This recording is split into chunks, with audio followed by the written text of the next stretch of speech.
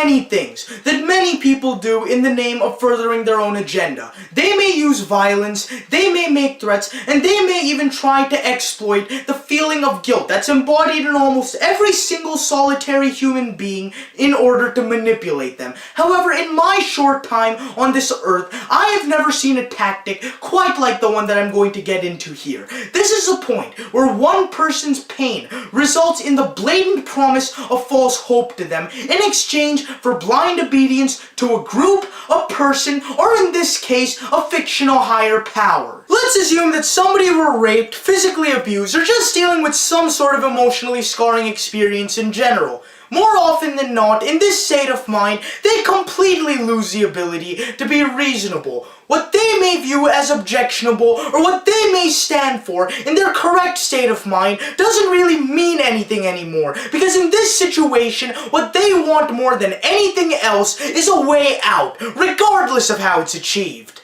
They've gone to the point where they will give up on nearly everything that they've ever stood for throughout their whole life for a promise of a way out. Mind you, not a guaranteed way out that they either believe in or know will work, but just something that someone says will give them hope through the dark times. As it's been made blatantly obvious over the years, there are people out there who dedicate their whole lives to spreading the putrid, festering, reprehensible word of the Lord. They see that somebody is in an emotionally weak state, and what they do is outright exploit this in order to make them believe in the same thing that they do. This works because there are points in people's lives where they completely give up because they see no solution in sight.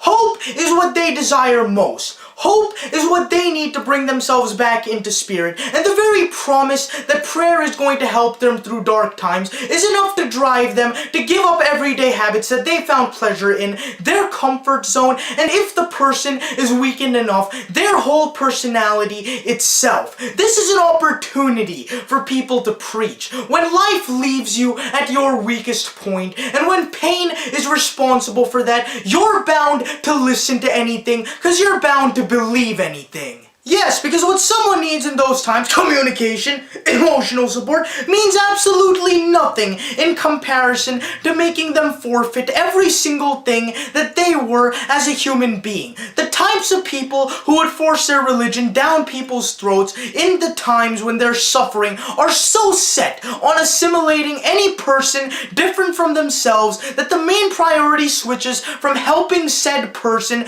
to making them accept the status quo as it is. Their will is not to help an individual, it's to make that individual join a group. Their agenda is centered around pleasing an authority figure or whoever or whatever the fuck they're fond of. They don't give two shits about the person they're trying to help or what they could do to help. Because in the end of it, it was always about pleasing an authority figure. They know damn well that no solitary human being is going to completely surrender themselves in their right state of mind, so they need to capitalize on pain. What they do is not provide a form of external help, they provide a form of forcing belief. While that may give someone false hope for a little bit, there is almost no chance that it's going to last. After all, their change isn't based on their own beliefs or their own free will for that matter. The people who have the most influence over our laws and is somehow still referred to as a free country use our own emotions and beliefs to manipulate us into thinking that they want to promote something positive or fair or justified, while actually trimming down the little freedom we still have, and sometimes to give themselves more while we end up with less. Remember that nice little homophobic ad for Mitt Romney's campaign last year? That's a perfect example of how those in power manipulate the little guys, blatantly exploiting the archaic beliefs that many Americans sadly still hold, simply in order to gain the support and the vote. They spew hate towards certain parts of our society, knowing that many people will agree. I find it extremely hard to believe that most of the politicians who use this tactic even believe what they advocate. Take this example for instance.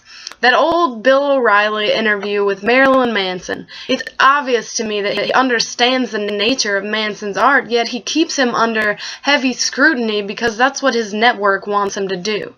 He is simply pandering to those who shake their finger at anything obscure. Not that they are unable to understand him or the various other artists this has happened to. It's almost as if they refuse to do so.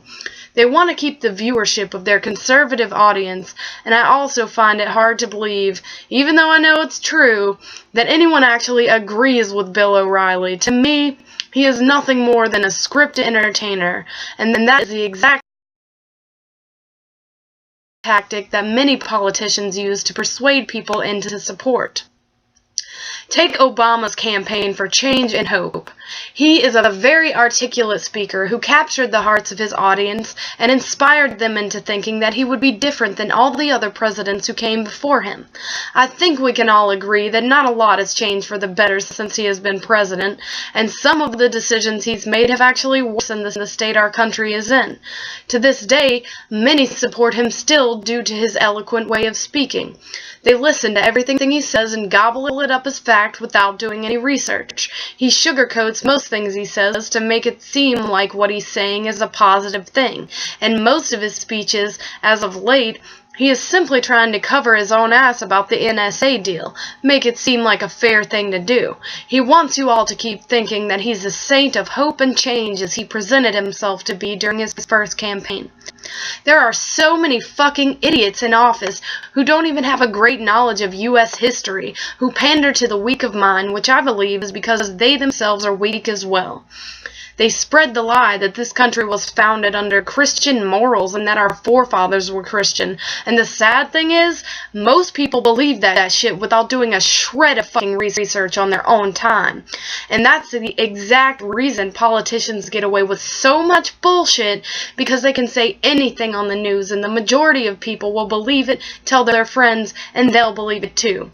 You would think that to even be a candidate for any office, you would have to pass some kind of test. And that makes it nearly impossible for this to be a secular nation like we pretend it is. Atheists aren't even allowed to hold office in some states. Perfect fucking example of manipulation right there. Believe what we believe. If you aren't just like us, you're a second-class citizen who isn't even afforded the same goddamn rights. They use religion and this fucked up, diluted idea of sin and what is or isn't morally right as a means of persuasion. They don't want any sort of change to happen. They want to remain having a stronghold over the majority of Americans because they're afraid to lose all the power they have, especially within conservatism. And may I add, their little morals invade the rights of others to live a life that suits them. I see no hope for this country. I see this country falling, just as all the great and powerful empires throughout history have. The young people in this country don't even care to understand politics enough to let us have a chance at changing for the better. I understand that though, because it seems we're already fucked. So what's the point in trying to change it? I mean, how many politicians who claim to be nice, good, religious people have been caught committing rape or molestation or adultery?